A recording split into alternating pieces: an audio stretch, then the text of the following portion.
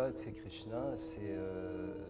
Krishna, le dieu bleu, a attiré bien des poètes, des musiciens, des danseurs. Et étant donné que je fais de la danse classique de l'Inde, du Bharatanatyam, alors Krishna, c'est un des thèmes principaux du Bharatanatyam. On utilise beaucoup le thème de Krishna.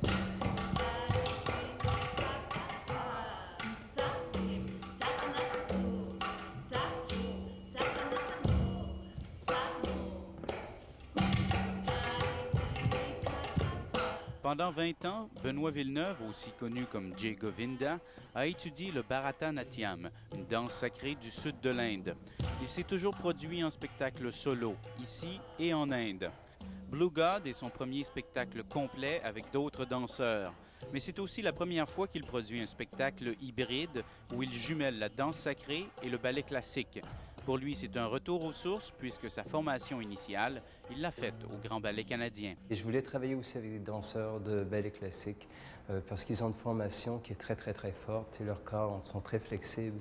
Alors on peut faire de très beaux effets et additionner quelque chose d'aérien à la danse de l'Inde puisque nous, on piétine le sol et c'est très dans le sol alors que ballet, c'est dans les airs. Alors une combinaison des deux, ça fait quelque chose de très riche.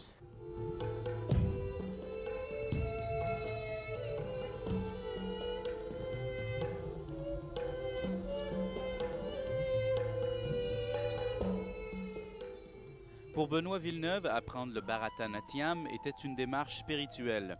Alors comment transmettre cette notion du sacré à des danseuses qui n'ont pas la même formation? Je pense que c'est là que ça devient intéressant parce que, ultimement, moi, je crois que toute forme de danse est sacrée. Et même une forme de danse qui est sacrée peut devenir très mondaine. Et je pense que ça vient de l'essence du danseur en tant que tel, de celui qui transporte le véhicule de la danse, peu importe la technique, que ce soit ballet classique, que ce soit danse africaine, que ce soit Bharatanatyam.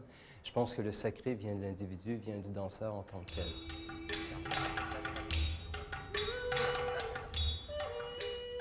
Jumeler deux traditions nécessite tout de même certaines modifications aux techniques.